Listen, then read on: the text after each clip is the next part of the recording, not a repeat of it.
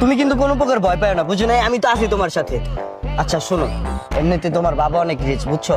তোমাকে নিয়ে ভাইগা যাইতাছে, এটা কিন্তু অনেক রিস্কি।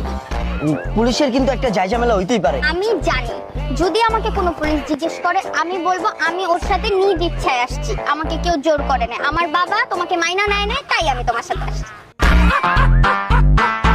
একদম পারফেক্ট জান। স্যার, আমারও জোর করে নিয়ে আসছে, আমার কোনো দোষ নাই। স্যার, ও আমারে বলছে, আমার বাসা থেকে বের হয়ে যেতে বলছে, সবকিছু নিয়ে আমি বের হয়ে গেছি। আমার আব্বুরে বললেন না, আমার কোনো এখানে দোষ নাই। আমার আব্বু জানে না, আমার দিয়ে আসবেন আমার আব্বুর কাছে, আমি যাব। ওইসে থামা তোর নাটকবাজি, এটা আমার বন্ধু, বুঝছিস? তাই তোর পরীক্ষা করার লিগে 500 টাকা দিয়ে ড্রেস ভাড়া করে বন্ধুরে পরার লইছি। তুই তো প্রথম পরীক্ষায় ফেল, এখনই পুলিশ দেখে তোর এই অবস্থা, সারা জীবন তুই আমার লাগে কেমনে পার করবি? তোর লাগে সব সম্পর্ক শেষ।